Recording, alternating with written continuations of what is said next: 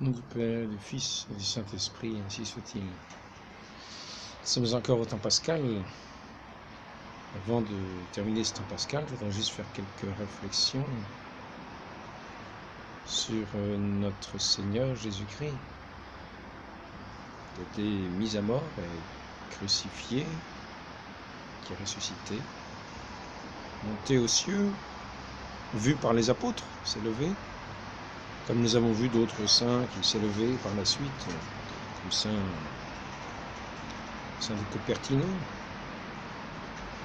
il s'est levé comme ça quand il était, dès qu'il voyait une image de la Vierge Marie, notre Seigneur, quelquefois en pleine messe, il pouvait être élevé du sol et élevé au-dessus des gens qui étaient complètement étonnés, ce qui fait qu'on a dû le mettre un petit peu de côté à un moment.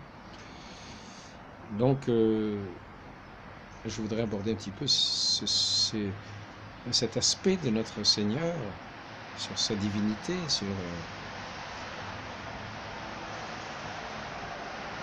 ses miracles, sur sa résurrection, sur les diverses résurrections qu'il a opérées, qu'on a vu s'opérer dans l'histoire de l'Église.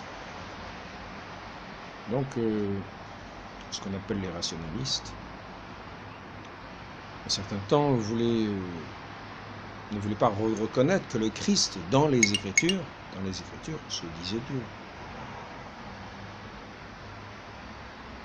Donc, ça permet ensuite peut-être d'atténuer le fait des miracles, en disant que ce sont des rajouts, etc. En fait, le Christ est quand même condamné à mort. Condamné à mort, il est explicitement dit que c'est parce qu'il se dit Dieu. Le Fils de Dieu. Qui viendra à la droite du Père juger. Il viendra dans la gloire à la droite du Père. Devant ceux qui, entendant cela, le condamnent parce qu'il se dit le Fils de Dieu, c'est-à-dire Dieu lui-même. Il se fait Dieu. Ils le disent ailleurs aussi. Et pourquoi notre Seigneur se permet-il de se dire Dieu? Et comment se fait-il qu'il soit condamné pour se dire Dieu? Tout simplement parce qu'il a opéré des œuvres incroyables, des œuvres merveilleuses, qui correspondent d'ailleurs aux Écritures, des œuvres merveilleuses qui sont, lorsqu'il va faire la lecture dans la synagogue, le livre d'Isaïe qui déroule le rouleau, les boiteux marchent, les sourds entendent, les morts ressuscitent, bonne nouvelle est annoncée aux pauvres.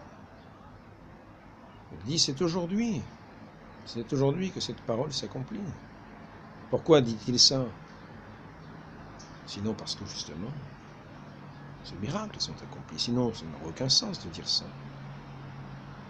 Donc notre Seigneur se dit Dieu, a affirmé qu'il était Dieu. Il dit, avant qu'Abraham fût, je suis. Je suis, c'est le nom de Dieu. Alors, devant le tribunal, il dit,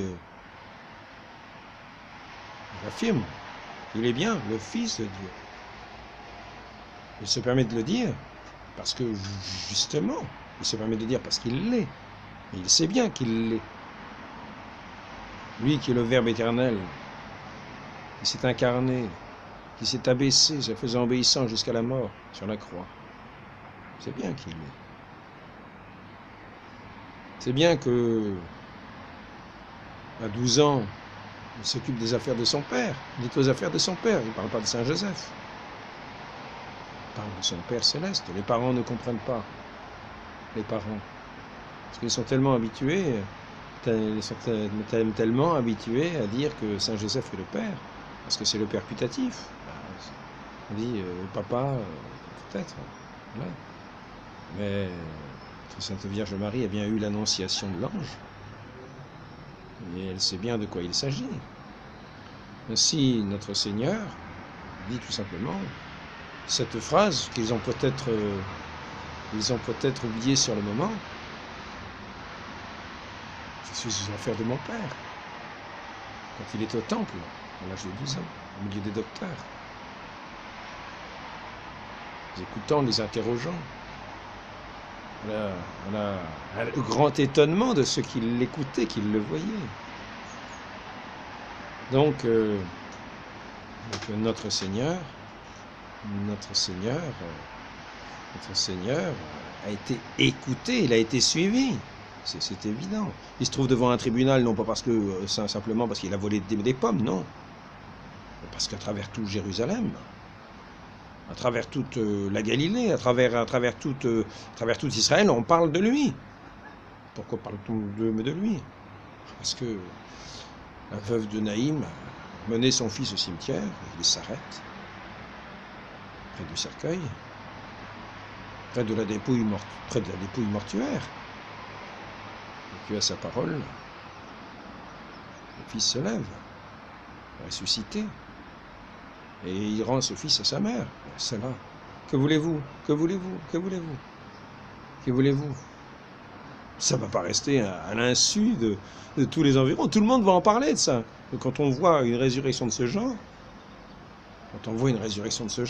le Christ qui arrive avec ses disciples, il arrive, il s'adresse aux défunts, qui se relève, qui est rendu à sa mère, mais c'est évident que c'est une chose tellement extraordinaire que ça ne va pas rester dans un coin d'Israël, tout le monde va en parler. Eh oui, alors bien sûr, on va faire du remue-ménage dans Israël, la résurrection de Lazare. Il est déjà dans son tombeau, ça commence déjà à sentir. Voici que à sa parole, le mort se lève. Ça ne va pas rester non plus à l'insu, à part